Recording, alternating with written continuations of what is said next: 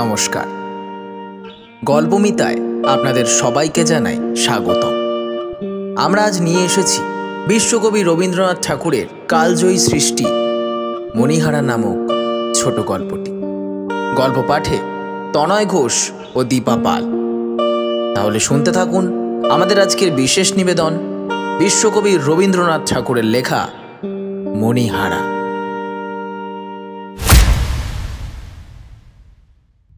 সেই জীর্ণপ্রায় বাঁধা ঘাটের ধারে আমার বোট লাগানো ছিল। তখন সূর্য অস্ত গিয়েছে। বোটের ছাদের উপরে মাঝি নামাজ পড়ছে। পশ্চিমের জ্বলন্ত আকাশপটে তার নীরব উপাসনা ক্ষণে ক্ষণে ছবির মতো আঁকা পড়ছিল। স্থির রেখাহীন নদীর জলের উপর ভাসাতীত অসংখ্য বর্ণচ্ছটা দেখতে দেখতে ফিকা হয়ে গাঢ় লেখায়। সোনার রং হইতে ইস্পাতের রঙে এক আভা হতে আর এক আভায় মিলাইয়া আসিতেছিল। জানালা ভাঙা বারান্দা ঝুলিয়া পড়া জরাগ্রস্ত বৃহৎ অট্টালিকার সম্মুখে অসূত্থমূল বিদারিত ঘাটের উপরে ঝিল্লিমুখর সন্ধ্যাবেলায় একলা বসিয়া আমার শুষ্ক চক্ষুর কোণ ভিজেবে ভিজবে করিতেছে। এমন সময় মাথা হইতে পা পর্যন্ত হঠাৎ চমকিয়া উঠিয়া শুনিলাম, তা মহাশয়ের কোথা হইতে আগমন। দেখিলাম ভদ্রলোকটি স্বল্পহার শীর্ণ, ভাগ্যলক্ষ্মী কর্তৃক নিতান্ত অনাদৃত। বাংলাদেশের অধিকাংশ বিদেশি চাকরের যেমন একরকম বহুকাল জীর্ণ সংস্কারবিহীন চেহারা, ইহারও সেই রূপ। ধুতির উপরে একখানি মলিন তৈলাক্ত আসামি মটকার বোতাম খোলা চাপকান, করমক্ষেত্র হইতে যেন অল্পক্ষণ হইল ফিরিতেছেন, এবং যে সময় কিঞ্চিত জলপান খাওয়া উচিত ছিল সে সময় হতভাগ্য নদী তীরে কেবল সন্ধ্যের হাওয়া খাইতে আসিয়াছেন। আগন্তুক সোপান পার্শ্বে আসন গ্রহণ করিলেন। আমি কহিলাম, আমি রাঁচি হইতে আসিতেছি। কি করা হয়? ব্যবসা করিয়া থাকি। কি ব্যবসা? হরিতকি, রেশমের গুটি এবং কাঠের ব্যবসা। কি নাম? ঈষৎ থামিয়া একটা নাম বলিলাম, কিন্তু সে আমার নাম নহে। ভদ্রলোকের কৌতূহল নিবৃত্তি হইল না। পুনরায় প্রশ্ন হইল, এখানে কি করিতে আগমন? আমি কহিলাম, বায়ু পরিবর্তন। লোকটি কিছু আশ্চর্য হইল, কহিল, মহাশয়, আজ প্রায় 6 বৎসর ধরিয়া এখানকার বায়ু এবং তাহার সঙ্গে সঙ্গে প্রত্যহ গড়ে 15 গ্রেন করিয়া কুইনাইন খাইতেছি, কিন্তু কিছু তো ফল পাই নাই। আমি কহিলাম, এ কথা মানিতেই হইবে, রাঁচি হইতে এখানে বায়ুর যথেষ্ট পরিবর্তন দেখা যাইবে। তিনি কহিলেন, আজ্ঞে হ্যাঁ, যথেষ্ট। এখানে কোথায় বাসা করিবেন? আমি ঘাটের উপরকার জীর্ণ বাড়ি দেখাইয়া কহিলাম, এই বাড়িতে। বোধ করি লোকটির মনে সন্দেহ হইল। আমি এই পোড়ো বাড়িতে কোনো গুপ্তধনের সন্ধান পাইয়াছি, কিন্তু এ সম্বন্ধে আর কোনো তর্ক তুলিলেন না। কেবল আজ 15 বৎসর পূর্বে এই অভিশাপগ্রস্ত বাড়িতে যে ঘটনাটি ঘটিয়াছিল তাহারই বিস্তারিত বর্ণনা করিলেন। লোকটি এখানকার স্কুল মাস্টার। তাহার ক্ষুদ্র ও রোগশীর্ণ মুখে মস্ত একটা টাকের নিচে একজোড়া বড় বড় চক্ষু আপন কোটরের ভেতর হইতে অস্বাভাবিক উজ্জ্বলতায় জ্বলিতেছিল। তাহাকে দেখিয়া ইংরাজ কবি কোলরিজের সৃষ্ট প্রাচীন নাবিকের কথা আমার মনে পড়িল। মাঝি নামাজ পড়া সমাধা করিয়া রন্ধন কার্যে মন দিয়াছে। সন্ধ্যের শেষ আবাটুকু মিলাইয়া আসিয়া ঘাটের উপরকার জনশূন্য অন্ধকার বাড়ি আপন পূর্বাবস্থার প্রকাণ্ড প্রেত মূর্তির মতো নিস্তব্ধ দাঁড়াইয়া রহিল। স্কুল মাস্টার কহিলেন, আমি এই গ্রামে আসার প্রায় 10 বৎসর পূর্বে এই বাড়িতে ফণিভূষণ সাহা বাস করিতেন। তিনি তাহার অপুত্রক পিতৃব্য দুর্গামোহন সাহার বৃহৎ বিষয় এবং ব্যবসায়ের উত্তরাধিকারী হইয়াছিলেন, কিন্তু তাহাকে একালে ধরিয়াছিল। তিনি লেখাপড়া শিখিয়াছিলেন। তিনি জুতা সমেত সাহেবের আপিসে ঢুকিয়া সম্পূর্ণ খাঁটি ইংরেজি বলিতেন। তাহাতে আবার দাড়ি রাখিয়াছিলেন। সুতরাং সাহেব সওদাগরের নিকট তাহার উন্নতির সম্ভাবনা মাত্র ছিল না। তাহাকে দেখিবা মাত্রই নব্যবঙ্গ বলিয়া ঠাউর হতো। আবার ঘরের মধ্যেও এক উপসর্গ জুটিয়াছিল। তাহার স্ত্রীটি ছিলেন এক সুন্দরী। একে কলেজে পড়া, তাহাতে সুন্দরী স্ত্রী, সুতরাং সেকালের চালচলন আর রহিল না। এমনকি ব্যায়ামও হইলে অ্যাসিস্ট্যান্ট সার্জেনকে ডাকা হইত। অসন বসন ভূষণও এই পরিমাণে বাড়িয়া উঠিতে লাগে। মহাশয় নিশ্চয়ই বিবাহিত, অতএব একথা আপনাকে বলাই বাহুল্য যে সাধারণত স্ত্রী জাতি কাঁচা আম, ঝাল লঙ্কা এবং কড়া স্বামীই ভালোবাসে। যে দুর্ভাগ্য পুরুষ নিজের স্ত্রীর ভালোবাসা হইতে বঞ্চিত, সে যে কুশ্রী অথবা নির্ধন তাহা নহে, সে নিতান্ত নিরীহ। যদি জিজ্ঞাসা করেন কেন এমন হইল, আমি এ সম্বন্ধে অনেক কথা ভাবিয়া রাখিয়াছি। যাহার যা প্রবৃত্তি এবং ক্ষমতা, সেটার চর্চা না করিলে সে সুখী হয় না। শিঙে শান দিবার জন্য হরিণ শক্ত গাছের গুঁড়ি খোঁজে, কলা গাছে তাহার শিং ঘষিবার সুখ হয় না। নরনারীর ভেদ হইয়া অবধি স্ত্রীলোক দুরন্ত পুরুষকে নানা কৌশলে ভুলাইয়া বশ করিবার বিদ্যা চর্চা করিয়া আসিতেছে। যে স্বামী আপনি বশ হইয়া বসিয়া থাকে, তাহার স্ত্রী বেচারা একেবারেই বেকার। সে তাহার মাতামহীদের নিকট হইতে শত লক্ষ বৎসরের শান দেওয়া যে উজ্জ্বল বরুণাস্ত্র, অগ্নিবাণ ও নাগপাশ বন্ধনগুলি পাইয়াছিল, তাহা সমস্ত নিষ্ফল হইয়া যায়। স্ত্রীলোক পুরুষকে ভুলাইয়া নিজের শক্তিতে ভালোবাসা আদায় করিয়া লইতে চায়। স্বামী যদি ভালো মানুষ হইয়া সে অবসরটুকু না দেয়, তবে স্বামীর অদৃষ্ট মন্দ এবং স্ত্রীরও ততোধিক। নবসভ্যতার শিক্ষামন্ত্রে পুরুষ আপন স্বভাবসিদ্ধ বিধাতা দত্ত সুমহৎ বর্বরতা হারাইয়া আধুনিক দাম্পত্য সম্বন্ধটাকে এমন শিথিল করিয়া ফেলিয়াছে, অভাগা ফণিভূষণ আধুনিক সভ্যতার কল হইতে অত্যন্ত ভালো মানুষটি হইয়া বাহির হইয়া আসিয়াছিল। ব্যবসায়ও সে সুবিধা করিতে পারিল না, দাম্পত্যেও তাহার তেমন সুযোগ ঘটে না। ফণিভূষণের স্ত্রী মণিমালিকা বিনা চেষ্টায় আদর, বিনা অশ্রুবর্ষণে ঢাকায় শাড়ি এবং বিনা দুর্জয় মানে বাজুবন্ধ লাভ করিত। এইরূপে তাহার নারী প্রকৃতি এবং সেই সঙ্গে তাহার ভালোবাসা নিশ্চেষ্ট হইয়া গিয়েছিল। সে কেবল গ্রহণ করি, কিছু দিত না। তাহার নিরীহ এবং নির্বোধ স্বামীটি মনে করিত দানই বুঝি প্রতিদান পাইবার উপায়, একেবারে উল্টা বুঝিয়াছিল আর কি। ইহার ফল হইল এই যে স্বামীকে সে আপন ঢাকাই শাড়ি এবং বাজুবন্ধ যোগাইবার যন্ত্রস্বরূপ জ্ঞান করিত। যন্ত্রটিও এমন সুচারু যে কোনোদিন তাহার চাকায় এক ফোঁটা তেল যোগাইবারও দরকার হয় না। ফণিভূষণের জন্মস্থান ফুলবেড়ে, বাণিজ্যস্থান এখানে। কর্মানুরোধে এইখানেই তাহাকে অধিকাংশ সময় থাকিতে হইত।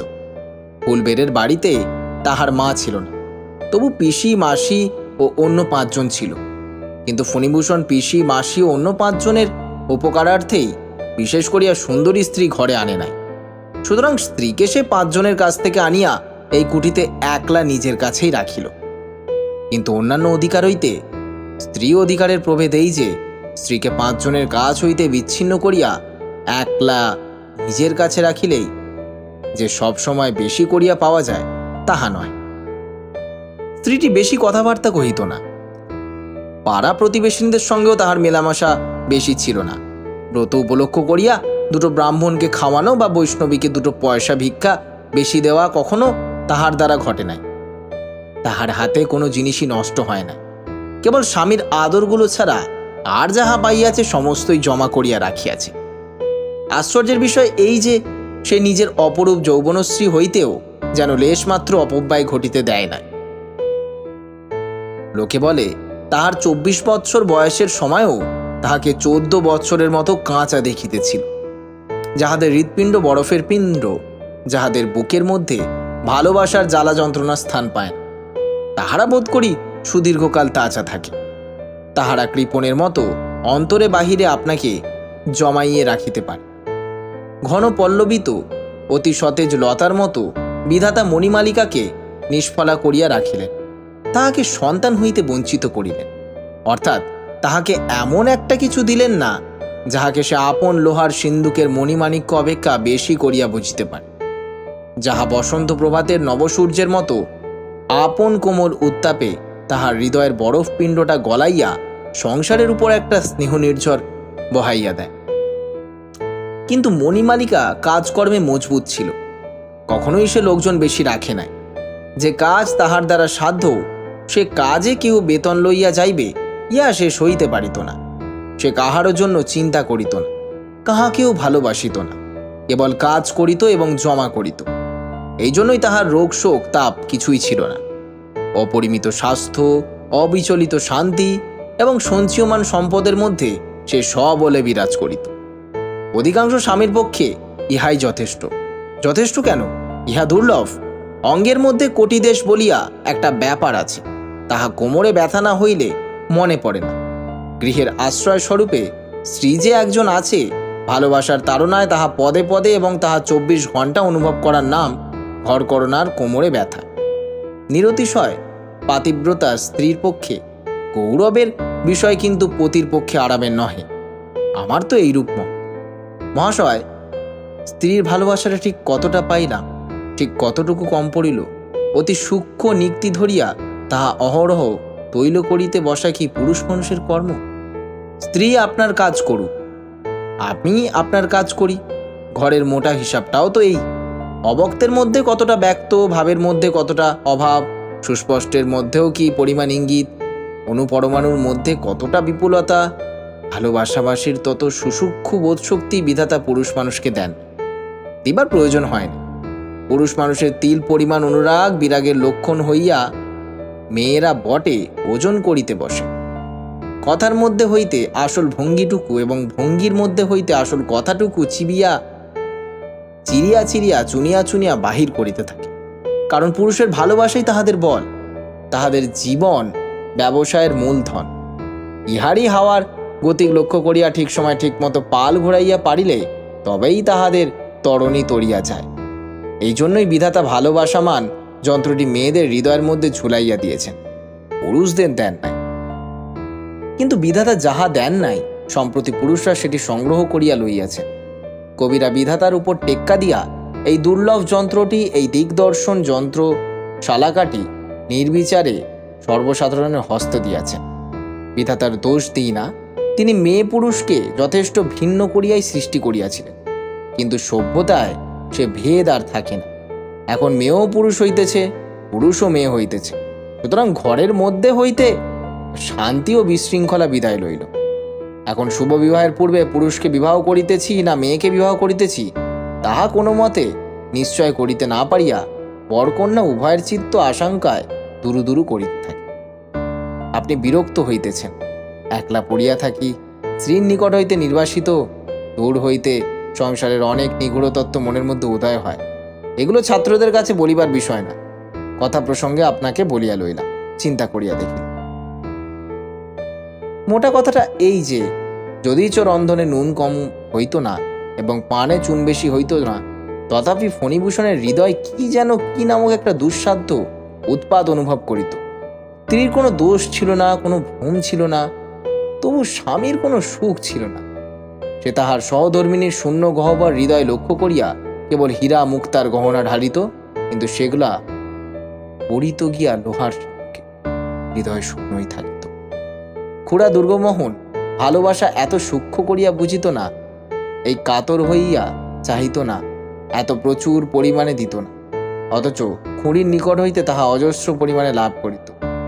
ব্যবসায়ী হইতে গেলে নববাবু হইলে চলে না, এবং স্বামী হইতে গেলে পুরুষ হওয়া দরকার, একথায় সন্দেহ মাত্র করিবেন। ঠিক এই সময় শৃগালগুলো নিকটবর্তী ঝোপের মধ্যে হইতে অত্যন্ত উচ্চ স্বরে চিৎকার করিয়া উঠিল। মাস্টারমশায়ের গল্পশ্রুতি মিনিট কয়েকের জন্য বাধা পড়িল। ঠিক মনে হইল সেই অন্ধকার সভাভূমিতে কৌতুকপ্রিয় শৃগাল সম্প্রদায় স্কুল মাস্টারের ব্যাঘাত দাম্পত্য নীতি শুনিয়াই হোক, বা নবসভ্যতা দুর্বল ফণিভূষণের আচরণেই হোক, রহিয়া রহিয়া অট্টহাস্য করিয়া উঠিতে লাগিল। তাহাদের ভাবোচ্ছ্বাস নিবৃত হইয়া জলস্থল দ্বিগুণতর নিস্তব্ধ হইলে পর মাস্টার সন্ধ্যার অন্ধকারে তাহার বৃহৎ উজ্জ্বল চক্ষু পাকাইয়া গল্প বলিতে লাগিলেন। ফণিভূষণের জটিল এবং বহু বিস্তৃত ব্যবসায় হঠাৎ একটা ভাড়া উপস্থিত হইল।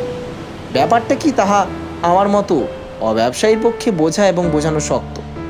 মোদ্দা কথা, সহসা কি কারণে বাজারে তাহার ক্রেডিট রাখা কঠিন হইয়া পড়িয়াছিল। যদি কেবলমাত্র 5টা দিনের জন্য সে কোথাও হইতে লাখ-দেড়েক টাকা বাহির করিতে পারে, বাজারে একবার বিদ্যুতের মতোই টাকাটার চেহারা দেখাইয়া যায়, তাহা হইলে মুহূর্তের মধ্যে সংকট উত্তীর্ণ হইয়া তার ব্যবসা পাল ভরে ছুটিয়া চলিতে পারে। টাকাটার সুযোগ হইতেছিল না। স্থানীয় পরিচিত মহাজনদের নিকট হইতে ধার করিতে প্রবৃত্ত হইয়াছে, এরূপ জনরব উঠিলে তাহার ব্যবসায় দ্বিগুণ অনিষ্ট হইবে। আশঙ্কায় তাহাকে অপরিচিত স্থানে ঋণের চেষ্টা দেখিতে হইতেছে। সেখানে উপযুক্ত বন্ধক না রাখিলে চলে। গহনা বন্ধক রাখিলে লেখাপড়া এবং বিলম্বের কারণ থাকে, চটপট এবং সহজেই কাজ হইয়া যায়। ফণিভূষণ একবার স্ত্রীর কাছে গেল। নিজের স্ত্রীর কাছে স্বামী যেমন সহজভাবে যাইতে পারে, ফণিভূষণের তেমন করিয়া যাইবার ক্ষমতা ছিল না। সে দুর্ভাগ্যক্রমে নিজের স্ত্রীকে ভালোবাসে, যেমন ভালোবাসা কাব্যের নায়ক কাব্যের নায়িকাকে বাসে। যে ভালোবাসায় সন্তর্পণে পদক্ষেপ করিতে হয় এবং সকল কথা মুখে ফুটিয়া বাহির হইতে পারে না, যে ভালোবাসার প্রবল আকর্ষণ সূর্য এবং পৃথিবীর আকর্ষণের ন্যায় মাঝখানে একটা অতিদূর ব্যবধান রাখিয়া দেয়। তথাপি তেমন তেমন দায়ে পড়িলে কাব্যের নায়ককেও প্রিয়সীর নিকট হন্ডি এবং বন্ধক এবং হ্যান্ড নোটের প্রসঙ্গ তুলিত হয়, কিন্তু সুর বাঁধিয়া যায়, বাক্যস্খলন হয়। এমন সকল পরিষ্কার কাজের কথার মধ্যেও ভাবের জরিমা ও বেদনার বেপথু আসিয়া উপস্থিত হয়। হতভাগ্য ফণিভূষণ স্পষ্ট করিয়া বলিতে পারিল না, ওগো, আমার দরকার হইয়াছে, তোমার গহনাগুলো দাও। কথাটা বলিল, অথচ অত্যন্ত দুর্বল ভাবে। মণিমালিকা যখন কঠিন মুখ করিয়া হা না কিছুই উত্তর করিল না, তখন সে একটা অত্যন্ত নিষ্ঠুর আঘাত পাইল, কিন্তু আঘাত করিল না, কারণ পুরুষোচিত বর্বরতা লেশমাত্র তাহার ছিল না। যেখানে জোর করিয়া কাড়িয়া লইয়া উচিত ছিল, সেখানে সে আপনার আন্তরিক ক্ষোভ পর্যন্ত চাপিয়া গেল। যেখানে ভালোবাসার একমাত্র অধিকার সর্বনাশ হইয়া গেলেও সেখানে বলকে প্রবেশ করিতে দিবে না, এই তাহার মনের ভাব। এ সম্বন্ধে তাহাকে যদি ভৎসনা করা যাইত, তবে সম্ভবত সে এইরূপ সূক্ষ্ম তর্ক করিত যে বাজারে যদি অন্যায় কারণেও আমার ক্রেডিট না থাকে, তবে তাই বলিয়া বাজার লুটিয়া লইবার অধিকার আমার নাই। স্ত্রী যদি স্বেচ্ছাপূর্বক বিশ্বাস করিয়া আমাকে গহনা না দেয়, তবে তাহা আমি কাড়িয়া লইতে পারি। বাজারে যেমন ক্রেডিট, ঘরে তেমনি ভালোবাসা। বাহুবল কেবলমাত্র রণক্ষেত্রে। পদে পদে এইরূপ অত্যন্ত সূক্ষ্ম সূক্ষ্ম তর্কসূত্র কাটিবার জন্যই কি বিধাতা পুরুষ মানুষকে এরূপ উদার, এরূপ প্রবল, এরূপ বৃহদাকার করিয়া নির্মাণ করিয়াছিলেন? তাহার কি বসিয়া বসিয়া অত্যন্ত সুকুমার চিরবৃত্তিকে নিরতিশয় তনিমার সহিত অনুভব করিবার অবকাশ আছে? না, ইহা তাহাকে শোভা পায়। যা হোক, আপন উন্নত হৃদয়বৃত্তির গর্বে স্ত্রীর গহনা স্পর্শ না করিয়া ফণিভূষণ অন্য উপায় অর্থ সংগ্রহের জন্য কলিকাতায় চলিয়া গেল। সংসারে সাধারণত স্ত্রীকে স্বামী যতটা চেনে, স্বামীকে স্ত্রী তাহার চেয়ে অনেক বেশি চেনে। কিন্তু স্বামীর প্রকৃতি যদি অত্যন্ত সূক্ষ্ম হয়, তবে স্ত্রীর অনুবীক্ষণে তাহার সমস্তটা ধরা পড়ে না। আমাদের ফণিভূষণের স্ত্রী ঠিক বুঝিত না। স্ত্রীলোকের অশিক্ষিত পটুত্ব যে সকল বহুকালাগত প্রাচীন সংস্কারের দ্বারা গঠিত, অত্যন্ত নব্যপুরুষেরা তাহার বাহিরে গিয়া পড়ে। ইহারা একরকমের, ইহারা মেয়ে মানুষের মতোই রহস্যময় হইয়া উঠিতেছিল। সাধারণ পুরুষ মানুষের যে কটা বড় বড় কোটা আছে, অর্থাৎ কেহ বা বর্বর, কেহ বা নির্বোধ, কেহ বা অন্ধ, তাহার মধ্যে কোনোটাতেই ইহদিগকে ঠিক মতো স্থাপন করা যায়। সুতরাং মণিমালিকা পরামর্শের জন্য তাহার মন্ত্রীকে ডাকিল। রাম সম্পর্কে অথবা দুঃসম্পর্কের মণিমালিকার এক ভাই ফণিভূষণের কুঠিতে গোমস্তার অধীনে কাজ করিত। তাহার এমন স্বভাব ছিল না যে কাজের দ্বারা উন্নতি লাভ করে। কোনো একটা উপলক্ষ করিয়া আত্মীয়তার জোরে বেতন এবং বেতনেরও কিছু বেশি প্রত্যাশা। মণিমালিকা তাহাকে ডাকিয়া সকল কথা বলিল। জিজ্ঞাসা করিল, এখন পরামর্শ কি? সে অত্যন্ত বুদ্ধিমানের মতো মাথা নাড়িল এবং গতিক ভালো নয়। বুদ্ধিমানেরা কখনোই গতিক ভালো দেখে। সে কহিল, বাবু কখনোই টাকা সংগ্রহ করিতে পারিবেন না। শেষকালে তোমার এই গহনাতেই টান পড়িবেই। মণিমালিকা মানুষকে যেরূপ জানিত, তাহাতে বুঝিল এইরূপ হওয়াই সম্ভব এবং ইহাই সঙ্গত। তাহার দুশ্চিন্তা সুতীব্র হইয়া উঠিল। সংসারে তাহার সন্তান না, স্বামী আছে বটে, কিন্তু স্বামীর অস্তিত্ব সে অন্তরের মধ্যে অনুভব করে। অতএব যাহা তাহার একমাত্র যত্নের ধন, যাহা তাহার ছেলের মতো ক্রমে ক্রমে বৎসরে বৎসরে বাড়িয়া উঠিতেছে, যাহা রূপক মাত্র নহে, যাহা প্রকৃতই সোনা, যাহা মানিক, যাহা বক্ষের, যাহা কণ্ঠের, যাহা মাথার, সেই অনেক দিনের অনেক স্বাদের সামগ্রী এক মুহূর্তেই ব্যবসায়ের অতল স্পর্শ গহ্বরের মধ্যে নিক্ষিপ্ত হইবে, ইহা কল্পনা করিয়া তাহার সর্বশরীর হিম হইয়া আসে। সে কহিল, কি করা যায়? মধুসূদন কহিল, গহনাগুলো লইয়া এই বেলা বাপের বাড়ি চলো। মণিমালিকা এ প্রস্তাবে তৎক্ষণাৎ সম্মত হইল। আষাঢ় শেষের সন্ধেবেলায় এই ঘাটের ধারে একখানি নৌকা আসিয়া লাগে। ঘন মেঘাচ্ছন্ন প্রত্যুষে নিবিড় অন্ধকারে নিদ্রাহীন ভেকের কলরবের মধ্যে একখানি মোটা চাদরে পা হইতে মাথা পর্যন্ত আবৃত করিয়া মণিমালিকা নৌকায় উঠিল। মধুসূদন নৌকোর মধ্যে হইতে জাগিয়া উঠিয়া কহিল, গহনার বাক্সটা আমার কাছে দাও। সে পরে হইবে, এখন নৌকা খুলিয়া দাও। নৌকো খুলিয়া দিল। খরস্রোতে হুহু করিয়া ভাসিয়া গেল। মণিমালিকা সমস্ত রাত ধরিয়া একটি একটি করিয়া তার সমস্ত গহনা সর্বাঙ্গ ভরিয়া পড়িয়াছে। মাথা হইতে পা পর্যন্ত আর স্থান ছিল না। বাক্সে করিয়া গহনা লইলে সে বাক্স হাতছাড়া হয়ে যেতে পারে, এ আশঙ্কা তাহার ছিল। কিন্তু গায়ে পড়িয়া গেলে তাহাকে না বধ করিয়া সে গহনা কেউ লইতে পারবে। সঙ্গে কোনো প্রকার বাক্স না দেখিয়া মধুসূদন কিছু বুঝিতে পারিল। মোটা চাদরের নিচে যে মণিমালিকার দেহ প্রাণের সঙ্গে সঙ্গে দেহ প্রাণের অধিক গহনাগুলি আচ্ছন্ন ছিল তাহা সে অনুমান করতে পারিল। মণিমালিকা ফণিভূষণকে বুঝিত না বটে, কিন্তু মধুসূদনকে চিনিতে তাহার বাকি ছিল। মধুসূদন গোমস্তার কাছে একখানি চিঠিয়া রাখিয়া গেল যে সে কর্তৃকে পিত্তিলয়ে পৌঁছাইয়া দিতে রওনা হইল। গোমস্তা ফণিভূষণের বাপের আমলে। সে অত্যন্ত বিরক্ত হইয়া হ্রস্ব ইকারকে দীর্ঘ ইকার এবং দন্তস্বকে তালবেশ্য করিয়া মণিবকে এক পত্র লিখিল। ভালো বাংলা লিখিল না, কিন্তু স্ত্রীকে অযথা প্রশ্রয় দেওয়া যে পুরুষোচিত নহে এই কথাটা ঠিক মতোই প্রকাশ করিল। ফণিভূষণ মণিমালিকার মনের কথাটা ঠিক বুঝিল। তাহার মনে এই আঘাতটা প্রবল হইল যে আমি গুরুতর ক্ষতি সম্ভাবনা সত্ত্বেও স্ত্রীর অলঙ্কার পরিত্যাগ করিয়া প্রাণপণ চেষ্টায় অর্থ সংগ্রহে প্রবৃত্ত হইয়াছি, তবু আমাকে সন্দেহ, আমাকে আজও চিনিল না।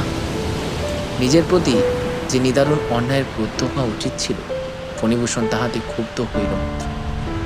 পুরুষ মানুষ বিধাতার ন্যায়দণ্ড, তাহার মধ্যে তিনি বজ্রাগ্নি নিহিত করিয়া রাখিয়াছেন। নিজের প্রতি অথবা অপরের প্রতি অন্যায়ের সংঘর্ষে সে যদি দপ করিয়া জ্বলিয়া উঠিতে না পারে তবে ধিক তাহাকে। পুরুষ মানুষ দাবাগ্নির মতো রাগিয়া উঠিবে সামান্য কারণে, আর স্ত্রীলোক শ্রাবণ মেঘের মতো অশ্রুপাত করিয়া থাকিবে বিনা উপলক্ষে। বিধাতা এইরূপ বন্দোবস্ত করিয়াছিল, কিন্তু সে আর টেকেন। ফণিভূষণ অপরাধিনী স্ত্রীকে লক্ষ্য করিয়া মনে মনে কহিল, এই যদি তোমার বিচার হয় তবে এইরূপই হোক, আমার কর্তব্য আমি করিয়া যাই। আরও শতাব্দী ৫-৬ পরে যখন কেবল আধ্যাত্ম শক্তিতে জগৎ চলিবে, তখন যাহার জন্মগ্রহণ করা উচিত ছিল, সেই ভাবী যুগের ফণিভূষণ ঊনবিংশ শতাব্দীতে অবতীর্ণ হইয়া সেই আদি যুগের স্ত্রীলোককে বিবাহ করিয়া বসিয়াছে। শাস্ত্রে যাহার বুদ্ধিকে প্রলয়ঙ্কারী বলিয়া থাকে, ফণিভূষণ স্ত্রীকে এক অক্ষর পত্র লিখিল না এবং মনে মনে প্রতিজ্ঞা করিল এ সম্বন্ধে স্ত্রীর কাছে কখনো সে কোনো কথার উল্লেখ করিবে না। কি ভীষণ দণ্ডবিধি! দিন দশেকের পরে কোনো মতে যথোপযুক্ত টাকা সংগ্রহ করিয়া বিপদমুক্ত ফণিভূষণ বাড়ি আসিয়া উপস্থিত হইল। সে জানিত বাপের বাড়িতে গহনাপত্র রাখিয়া এতদিনে মণিমালিকা ঘরে ফিরিয়া আসিয়াছে।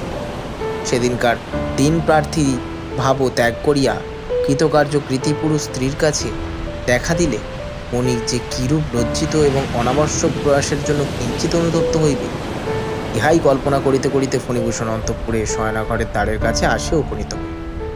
দেখিল দ্বার রুদ্ধ। তালা ভাঙিয়া ঘরে ঢুকিয়া দেখিল ঘর শূন্য। কোণে লোহার সিন্দুক খোলা পড়িয়া আছে, তাহাতে গহনাপত্রের চিহ্ন মাত্র নাই। স্বামীর বুকের মধ্যে ধক করিয়া একটা ঘা লাগিল। মনে হইল সংসার উদ্দেশ্যহীন এবং ভালোবাসা ও বাণিজ্য ব্যবসা সমস্তই ব্যর্থ। আমরা এই সংসার পিঞ্জরের প্রত্যেক শলাকার উপরে প্রাণপাত করিতে বসিয়াছি, কিন্তু তাহার ভিতরে পাখি নাই, রাখিলেও সে থাকে না। তবে অহরহ হৃদয়খানি রক্তমাণিক ও অশ্রুজলের মুক্তমালা দিয়া কি সাজাইতে বসিয়াছি। এই চিরজীবনের সর্বস্ব জড়ানো শূন্য সংসার খাঁচাটা ফণিভূষণ মনে মনে পদাঘাত করিয়া অতি দূরে ফেলিয়া দিল। ফণিভূষণ স্ত্রীর সম্বন্ধে কোনরূপ চেষ্টা করিতে চাইল না। মনে করিল যদি ইচ্ছা হয় তো ফিরিবে। বৃদ্ধ ব্রাহ্মণ গোমস্তা আসিয়া কহিল, চুপ করিয়া থাকিলে কি হইবে, প্রতিবধূ খবর লইয়া চাইত। এই বলিয়া মণিমালিকার পিত্রালয় লোক পাঠিয়া দিল। সেখানে হইতে খবর আসিল মণি অথবা মধু এ পর্যন্ত সেখানে পৌঁছে নাই। তখন চারিদিকে খোঁজ পড়িয়া গেল। নদী তীরে তীরে প্রশ্ন করিতে করিতে লোক ছুটিল। মধুর তল্লাশ করতে করতে পুলিশে খবর দেওয়া হইল। কোন নৌকা, নৌকার মাঝি কে, কোন পথে তাহারা কোথায় চলিয়া গেল, তাহার কোনো সন্ধান মিলিল না। সর্বপ্রকার আশা ছাড়িয়া দিয়া একদিন ফণিভূষণ সন্ধ্যাকালে তাহার পরিত্যক্ত শয়নগৃহের মধ্যে প্রবেশ করিল। সেদিন জন্মাষ্টমী। সকাল হইতে অবিশ্রান্ত বৃষ্টি পড়িতেছে। উৎসব উপলক্ষে গ্রামের প্রান্তরে একটা মেলা বসে। সেখানে আটচালার মধ্যে বারোয়ারির যাত্রা আরম্ভ হইয়াছে। মুষলধারায় বৃষ্টিপাত শব্দে যাত্রার গানের সুর মৃদুতর হইয়া কানে আসিয়া প্রবেশ করিতেছে। ওই যে বাতায়নের উপরে শিথিল কবজা দরজাটা ঝুলিয়া পড়িয়াছে, ওইখানে ফণিভূষণ অন্ধকারে একলা বসিয়াছে। বাতার হাওয়া, বৃষ্টির ছাট এবং যাত্রার গান ঘরের মধ্যে প্রবেশ করিতেছিল। কোনো খেয়ালই ছিল না। ঘরের দেয়ালে আর্ট স্টুডিও রচিত লক্ষ্মী সরস্বতীর একজোড়া ছবি টাঙানো। আলনার উপর একটি গামছা ও তোয়ালে, একটি চুড়ি পেরে ও একটি ডুরে শাড়ি সদ্য ব্যবহারযোগ্য পাখানো ঝুলানো রয়েছে। ঘরের কোণে টিপাইয়ের উপরে পিতলের ডিবায় মণিমালিকার স্বহস্ত রচিত গুটি কতক পান শুষ্ক হইয়া পড়িয়া আছে। কাচের আলমারির মধ্যে তাহার আবাল্য সঞ্চিত চীনের পুতুল, এসেন্সের শিশি, রঙিন কাচের ডিক্যান্ডার, শৌখিন তাস, সমুদ্রের বড় বড় করি, এমনকি শূন্য সাবানের বাক্সগুলি পর্যন্ত ওটি পরিপাটি করিয়া সাজানো। যে অতি ক্ষুদ্র গোলক বিশিষ্ট ছোট শখের কেরোসিন ল্যাম্প সে নিজে প্রতিদিন প্রস্তুত করিয়া সহস্তে জ্বালাইয়া কুলঙ্গিটুকুর উপর রাখিয়া দিত, তাহা যথাস্থানে নির্বাপিত এবং ম্লান হইয়া দাঁড়াইয়া আছে। কেবল সেই ক্ষুদ্র ল্যাম্পটি এই শয়নকক্ষে মণিমালিকার শেষ মুহূর্তে নিরুত্তর সাক্ষী। সমস্ত শূন্য করিয়া যে চলিয়া যায়, সেও এত চিহ্ন, এত ইতিহাস, সমস্ত জড় সামগ্রীর উপর আপন সজীব হৃদয়ের এত স্নেহ স্বাক্ষর রাখিয়া যায়। এসো মণিমালিকা, এসো, তোমার দীপটি তুমি জ্বালাও, তোমার ঘরটি তুমি আলো পাও। আয়নার সম্মুখে দাঁড়াইয়া তোমার যত্ন কুঞ্চিত শাড়িটি তুমি পরো। তোমার জিনিসগুলি তোমার জন্য অপেক্ষা করিতেছে। তোমার কাছ হইতে কেহ কিছু প্রত্যাশা করেন, কেবল তুমি উপস্থিত হইয়া মাত্র তোমার অক্ষয় যৌবন, তোমার রমলান সৌন্দর্য লইয়া চারিদিকের এই সকল বিপুল বিক্ষিপ্ত অনাথ জড় সামগ্রী রাশিকে একটি প্রাণের রূপকে সুদীপিত করিয়া রাখো। এই সকল মুখ প্রাণহীন পদার্থের অব্যক্ত ক্রন্দন গৃহকে শ্মশান করিয়া তুলিয়াছে। গভীর রাত্রে কখন একসময় বৃষ্টির ধারা এবং যাত্রার গান থামিয়া গেছে। ফণিভূষণ জানলার কাছে যেমন করিয়া বসিয়াছিল তেমন বসিয়া আছে। বাতায়নের বাহিরে এমন একটা জগৎব্যাপী নিরন্ধ্র অন্ধকার যে তাহার মনে হইতেছিল যেন সম্মুখে জমালয়ের একটা অভ্রপেতি সিংহতার যেন এইখানে দাঁড়াইয়া কাঁদিয়া রাখিলে চিরকালের লুপ্ত জিনিস অচিরকালের মতো আরেকবার দেখা দিত। এই মসীকৃষ্ণ মৃত্যুর পটে এই অতি কঠিন নিকষ পাষাণের উপর এই হারানো সোনার একটি রেখা পড়িতেও পারে। এমন সময় একটা ঠক ঠক শব্দের সঙ্গে গহনার ঝমঝম শব্দ শোনায়। ঠিক মনে হইল শব্দটা নদীর ঘাটের উপর হইতে উঠিয়া আসিতেছে। তখন নদীর জল এবং রাত্রির অন্ধকার এক হইয়া মিশিয়া গিয়াছে। পুলকিত ফণিভূষণ দুই উৎসুক চক্ষু দিয়া অন্ধকার ঠেলিয়া ঠেলিয়া ফড়িয়া ফলিয়া দেখিতে চেষ্টা করিতে লাগিল। চিন্তিত হৃদয় এবং ব্যগ্র দৃষ্টি ব্যথিত হইয়া উঠিল। কিছুই দেখা গেল না। দেখিবার চেষ্টা যতই একান্ত বাড়িয়া উঠিল, অন্ধকার ততই যেন ঘনীভূত, জগৎ ততই যেন ছায়াবৎ হইয়া আসিল। প্রকৃতি নিশীথ রাত্রে আপন মৃত্যু নিকেতনের গবাক্ষধারে অকাশ্বত অতিথি সমাগম দেখিয়া দ্রুত হস্তে আরো একটা বেশি করিয়া পর্দা ফেলিয়া দিল। শব্দটা ক্রমে ক্রমে ঘাটের সর্বোচ্চ সোপানতল ছাড়িয়া বাড়ির দিকে অগ্রসর হইতে লাগিল। বাড়ির সম্মুখে আসিয়া দেউড়ি বন্ধ করিয়া দারোয়ান যাত্রা শুনিতে গিয়াছিল। তখন সেই রুদ্ধদ্বারের উপর ঠক ঠক ছমছম করিয়া ঘা পড়িতে লাগিল, যেন অলঙ্কারের সঙ্গে সঙ্গে একটা শক্ত জিনিস দ্বারের উপর আসিয়া পড়িতেছে। ফণিভূষণ আর থাকিতে পারিল না। নির্বাণ দ্বীপ কক্ষগুলি পার হইয়া অন্ধকার সিঁড়ি দিয়া নামিয়া রুদ্ধদ্বারের নিকট আসিয়া উপস্থিত হইল। দ্বার বাহির হইতে তালাবন্ধ ছিল। ফণিভূষণ প্রাণপণে দুই হাতে সেই দ্বার নাড়া দিতেই সেই সংঘাতে এবং তাহার শব্দে চমকিয়া জাগিয়া দেখিতে পাইল সে নিদ্রিত অবস্থা উপর হইতে নিচে নামিয়া আসিয়াছে। তাহার সর্বশরীর ঘর্মাক্ত, হাত পা বরফের মতো ঠান্ডা। হৃৎপিণ্ড নির্বন মুখ প্রদীপের মতো প্রস্ফুরিত হইয়াছে। স্বপ্ন ভাঙিয়া দেখিল বাহিরে আর কোনো শব্দ, কেবল শ্রাবণের ধারা তখন ঝরঝর শব্দে উঠিতেছিল এবং তাহারই সহিত মিশ্রিত হইয়া শোনা যাইতেছিল যাত্রার ছেলেরা ভোরের সুরে তান ধরিয়াছে।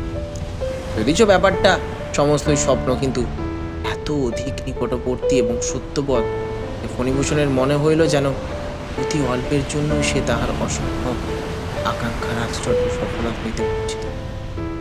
এই জলপতন শব্দের সহিত দুরাগত ভৈরবীর টান তাহাকে বলিতে লাগিল, জাগরণী স্বপ্ন, এই জগৎই মিথ্যা। তাহার পরদিনেও যাত্রা ছিল এবং দারোয়ানেরও ছুটি ছিল। ফণিভূষণ হুকুম দিল, আজ সমস্ত রাত্রি যেন দেউড়ির দরজা খোলা থাকে। দারোয়ান কহিল, মেলা উপলক্ষে নানা দেশ হইতে নানা প্রকারের লোক আসিয়াছে, দরজা খোলা রাখিতে সাহস হয় না। ফণিভূষণ সে কথা মানিল। দারোয়ান কহিল, তবে আমি সমস্ত রাত্রি হাজির থাকিয়া পাহারা দিব। ফণিভূষণ কহিল, সে হইবে না, তোমাকে যাত্রা শুনিতে যাইতেই হইবে। পরদিন সন্ধ্যাবেলায় দীপ নিভাইয়া দিয়া ফণিভূষণ তাহার শয়নকক্ষের সেই বাতায়নে আসিয়া বসিল। আকাশে অবৃষ্টি সংলগ্ন মেঘ এবং চতুর্দিকে কোনো একটি অনির্দিষ্ট আসন্ন প্রতীক্ষার নিস্তব্ধতা। ভেকের অশ্রান্ত কলরব এবং যাত্রার গানের চিৎকার ধ্বনি সেই স্তব্ধতা ভাঙিতে পারেন। কেবল তাহার মধ্যে একটা অসঙ্গত অদ্ভুত রস বিস্তার করিতেছিল। অনেক রাত্রে একসময় ভেক এবং ঝিল্লি এবং যাত্রার দলের ছেলেরা চুপ করিয়া গেল এবং রাত্রের অন্ধকারের উপরে আরও একটা কিসের অন্ধকার আসিয়া পড়িল। বোঝা গেল এইবার সময় আসিয়াছে। পূর্বদিনের মতো নদীর ঘাটে একটা ঠক ঠক এবং ঝমঝম শব্দ, কিন্তু ফণিভূষণ সেদিকে চোখ ফিরাইল। তাহার ভয় হইল, পাছে অধীর ইচ্ছা এবং অশান্ত চেষ্টায় তাহার সকল ইচ্ছা সকল চেষ্টা ব্যর্থ হইয়া যায়। পাছে আগ্রহের বেগ তাহার ইন্দ্রিয় শক্তিকে অভিভূত করিয়া ফেলে। সে তাহার সকল চেষ্টা নিজের মনকে দমন করিবার জন্য প্রয়োগ করিল। কাঠের মূর্তির মতো শক্ত হইয়া স্থির হইয়া বসিয়া রইল। সিঞ্জিত শব্দ আজ ঘাট হইতে ক্রমে ক্রমে অগ্রসর হইয়া মুক্তদ্বারের মধ্যে প্রবেশ করিল। শোনা গেল অন্দরমহলের গোল সিঁড়ি দিয়া ঘুরিতে ঘুরিতে শব্দ উপরে উঠিতেছে। ফণিভূষণ আপনাকে আর দমন করিতে পারে। তাহার বক্ষ তুফানের ডিঙির মতো আছাড় খাইতে লাগিল এবং নিঃশ্বাস রোধ হইবার উপক্রম হইল। গোল সিঁড়ি শেষ করিয়া সেই শব্দ বারান্দা দিয়া ক্রমে ঘরের নিকটবর্তী হইতে লাগিল। অবশেষে ঠিক সেই শয়নকক্ষের দ্বারের কাছে আসিয়া খটখট এবং ছমছম থামিল। কেবল চৌকাঠটি পার হইয়া গেল। ফণিভূষণ আর থাকিতে পারিল না। তাহার রুদ্ধ আবেগ এক মুহূর্তে প্রবল বেগে উচ্ছ্বসিত হইয়া উঠিল। সে বিদ্যুৎ বেগে চৌকি হইতে কাঁদিয়া কাঁদিয়া চিৎকার করিতে লাগিল, মণি মণি। অমনি সচকিত হইয়া জাগিয়া দেখিল তাহারই সেই ব্যাকুল কণ্ঠের চিৎকারে ঘরের সারসিগুলো পর্যন্ত ধ্বনিত স্পন্দিত হইতেছে। বাইরে সেই ভিকের কলরব এবং যাত্রার ছেলেদের ক্লিষ্ট। ফণিভূষণ নিজের ললাটে সবলে আত্ম। পরদিন মেলা ভাঙিয়া গেছে। দোকানি এবং যাত্রার দল চলিয়া গেল। ফণিভূষণ হুকুম দিল সেদিন সন্ধ্যার পর তাহার বাড়িতে সে নিজে ছাড়া আর কেউই থাকবে না। চাকরেরা স্থির করিল বাবু তান্ত্রিক মতে একটা কি সাধনে নিযুক্ত আছে। ফণিভূষণ সমস্ত দিন উপবাস করিয়া রহিল। জনশূন্য বাড়িতে সন্ধ্যাবেলায় ফণিভূষণ বাতায়ন্তরে আসিয়া বসিল। সেদিন আকাশের স্থানে স্থানে মেঘ ছিল না এবং ধৌত নির্মল বাতাসের মধ্যে দিয়া নক্ষত্রগুলিকে অত্যুজ্জ্বল দেখাইতেছিল। কৃষ্ণপক্ষ দশমীর চাঁদ উঠিতে অনেক বিলম্ব আছে। মেলা উত্তীর্ণ হইয়া যাহাতে পরিপূর্ণ নদীতে নৌকা মাত্রই ছিল না এবং উৎসব জাগরণ ক্লান্ত গ্রাম দুই রাত্রি জাগরণের পর আজ গভীর নিদ্রায় নিমগ্ন। ফণিভূষণ একখানা চৌকিতে বসিয়া চৌকির পিঠের উপর মাথা ঊর্ধ্বমুখ করিয়া তাঁর ভাবিতেছিল, একদিন যখন তাহার বয়স ছিল 19, যখন কলকাতার কলেজে পড়িত, তখন সন্ধ্যাকালে গোল দিঘির ঋণশয়নে চিত হইয়া হাতের উপরে মাথা রাখিয়া ওই অনন্তকালের তারাগুলির দেখিয়া চাহিয়া থাকত এবং মনে পড়িত তাহার সেই নদীকূলবর্তী শ্বশুরবাড়ির একটি বিরল কক্ষে 14 বৎসরের বয়স সন্ধিকতা মনির সেই উজ্জ্বল তখনকার সেই বিরহ কি সুমধুর। তখনকার সেই তারাগুলির আলোক স্পন্দন হৃদয়ের যৌবন স্পন্দনের সঙ্গে সঙ্গে কি বিচিত্র বসন্ত রাগেন জ্যোতিতালা ভ্যাং বাজিয়া বাজিয়া উঠল। আছে একই তারা আগুন দিয়ে আকাশে মোহাম্মদ করে শ্লোক কয়টা লিখিয়া রাখিয়াছে, বলিতেছে সংসার মতিব চিত্র। দেখিতে দেখিতে তারাগুলি লুপ্ত হইয়া আকাশ হইতে একখানি অন্ধকার নামিয়া, পৃথিবী হইতে একখানা অন্ধকার উঠিয়া চোখের উপরকার এবং নিচেরকার পল্লবের মতো একত্র আসিয়া মিলিয়া। আজ ফণিভূষণের চিত্ত শান্ত ছিল। সে নিশ্চয়ই জানিত আজ তাহার অভীষ্ট সিদ্ধ হইবে। সাধকের নিকট মৃত্যু আপন রহস্য উদ্ঘাটন করিয়া দিল। পূর্বরাত্রির মতো সেই শব্দ নদীর জলের মধ্যে হইতে ঘাটের সোপানের উপর উঠিল। ফণিভূষণ দুই চক্ষু নিমীলিত করিয়া স্ত্রীর দৃঢ় চিত্তে শব্দ দাড়িভূত দেউড়ির মধ্যে প্রবেশ করিল। শব্দ জনশূন্য অন্তঃপুরের গোল সিঁড়ির মধ্যে দিয়া ঘুরিয়া ঘুরিয়া উঠিতে লাগিল। শব্দ দীর্ঘ বারান্দা পার হইল এবং শয়নকক্ষের দ্বারের কাছে আসিয়া ক্ষণকালের জন্য থামিল। ফণিভূষণের হৃদয় ব্যাকুল এবং সর্বাঙ্গ কণ্টকিত হইয়া উঠিল, কিন্তু আজ সে চোখ খুলিল না। শব্দ চৌকাঠ পার হইয়া অন্ধকারের মধ্যে ঘরে প্রবেশ করিল। আলনায় যেখানে শাড়ি কোঁচানো আছে, কুলঙ্গিত যেখানে কেরোসিনের দ্বীপ দাঁড়াইয়া, পিপাইয়ের ধারে যেখানে পানের বোটায় পান শুষ্ক এবং সেই বিচিত্র সামগ্রীপূর্ণ আলমারির কাছে প্রত্যেক জায়গায় এক একবার করিয়া দাঁড়িয়া অবশেষে শব্দটা ফণিভূষণ অত্যন্ত কাছে আসিয়া থামিল। তখন ফণিভূষণ চোখ মেলিল এবং দেখিল ঘরে নবমী দিত দশমীর চন্দ্রালোক আসিয়া প্রবেশ করেছে এবং তাহার চৌকির ঠিক সম্মুখে একটি কঙ্কাল দাঁড়ায়। সেই কঙ্কালের 8 আঙ্গুলে আংটি, করতলে রতন চক্র, প্রকোষ্ঠে বালা, বাহুতে বাজুবন্ধ, গলায় কণ্ঠী, মাথায় সিঁথি এবং তাহার আপাদমস্তকে অস্থিতে অস্থিতে এক একটি আভরণ সোনায় হীরায় ঝকঝক করিতেছে। অলঙ্কারগুলি ঢিলা ঢলঢল করিতেছে, কিন্তু অঙ্গ হইতে খসিয়া পড়িতেছে। সর্বাপেক্ষা ভয়ঙ্কর তাহার অস্থিময় মুখে তাহার 2 চক্ষু ছিল সজীব। সেই কালো তারা, সেই ঘন দীর্ঘ পক্ষ, সেই সজল উজ্জ্বলতা, সেই অবিচলিত দৃঢ় শান্তি এই অবিচলিত দৃঢ় শান্তি থেকে আজ 18 বৎসর পূর্বে একদিন আলোকিত সভাগৃহে নবহতের সাহানা আলাপের মধ্যে ফণিভূষণ যে 2টি আয়ত সুন্দর কালো কালো অরটর চোখ শুভ দৃষ্টিতে প্রথম দেখিয়াছিল, সেই 2টি চক্ষুই আজ শ্রাবণের অর্ধরাত্রে কৃষ্ণপক্ষ দশমীর চন্দ্রকিরণ দেখিয়া তাহার সর্বশরীরে রক্ত হিম হইয়া আসিল। প্রাণপণে 2 চক্ষু বুঝিতে চেষ্টা করিল, কিছুতেই পারিল না। তাহার চক্ষু মৃত মানুষের চক্ষুর মতো নির্বিশেষ চাহিয়া রইল। তখন সেই কঙ্কাল স্তম্ভিত ফণিভূষণের মুখের দিকে তাহার দৃষ্টি স্থির রাখিয়া দক্ষিণ হস্ত তুলিয়া নীরবে অঙ্গুলি সংকেতে ডাকিল।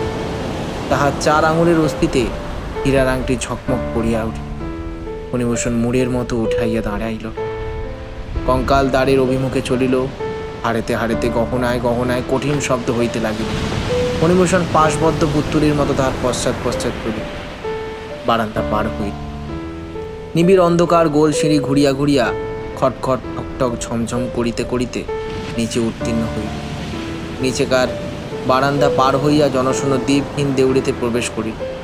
অবশেষে দেউড়ি পার হইয়া ইটের খোয়া দেওয়া বাগানের রাস্তায় বাহির হইয়া পড়িল।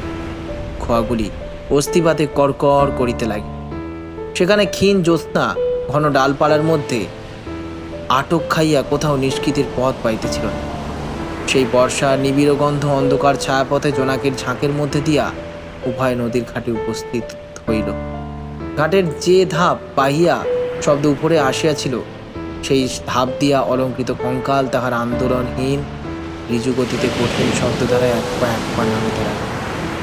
পরিপূর্ণ বর্ষা নদীর প্রবল স্রোত জলের উপর জ্যোৎস্নার একটি দীর্ঘরেখা ছিকছিক করিতেছে। কঙ্কাল নদীতে নামিল। অনুবর্তী ফণিভূষণ জলে পা দিল। জলস্পর্শ করিয়া মাত্র ফণিভূষণের তন্দ্রা ছুটিয়া গেল। সম্মুখে আর তাহার পথপ্রদর্শক নাই, কেবল নদীর পরপারে গাছগুলো স্তব্ধ হইয়া দাঁড়াইয়াছে এবং তাহাদের মাথার উপরে খণ্ড চাঁদ শান্ত অবাকভাবে চাহিয়া আছে। গল্প শেষ করিয়া স্কুল মাস্টার খানিকক্ষণ থামিলেন। হঠাৎ থামিবা মাত্র বোঝা গেল তিনি ছাড়া ইতিমধ্যে জগতের আর সকলে নীরব নিস্তব্ধ হইয়া গেছে। অনেকক্ষণ আমি একটি কথাও বলিলাম না এবং অন্ধকারে তিনি আমার মুখের ভাব দেখিতে পাইলেন না। আমাকে জিজ্ঞাসা করিলেন, আপনি কি এই গল্প বিশ্বাস করিলেন না? আমি জিজ্ঞাসা করিলাম, আপনি কি ইহা বিশ্বাস করেন? তিনি কহিলেন, না, কেন করি না তাহার কয়েকটা যুক্তি দিতেছি। প্রথমত, প্রকৃতি ঠাকুরানী উপন্যাস লেখিকা নহেন, তাহার হাতে বিস্তর কাজ আছে। আমি কহিলাম, দ্বিতীয়ত, আমারই নাম শ্রীযুক্ত ফণিভূষণ সাহা। স্কুল মাস্টার কিছুমাত্র লজ্জিত না হইয়া কহিলেন, আমি তাহা হইলে ঠিকই অনুমান করিয়াছিলাম। আপনার স্ত্রীর নাম কি ছিল? আমি কহিলাম, নৃত্যকালী। এতক্ষণ আপনারা শুনছিলেন বিশ্বকবি রবীন্দ্রনাথ ঠাকুরের লেখা মণিহারা গল্পটি। এই গল্পটি যদি আপনাদের ভালো লেগে থাকে তাহলে অবশ্যই লাইক, কমেন্ট এবং গল্পটি শেয়ার করে আমাদের পাশে থাকবেন। আর চ্যানেলে যদি নতুন এসে থাকেন তাহলে চ্যানেলটি অবশ্যই সাবস্ক্রাইব করে পাশে থাকা বেল আইকনে ক্লিক করে দেবেন। আজকের জন্য এটুকুই। আমরা ফিরে আসব পরবর্তী নতুন কোনো গল্প নিয়ে। ততক্ষণের জন্য সবাই খুব ভালো থাকুন, সুস্থ থাকুন। ধন্যবাদ।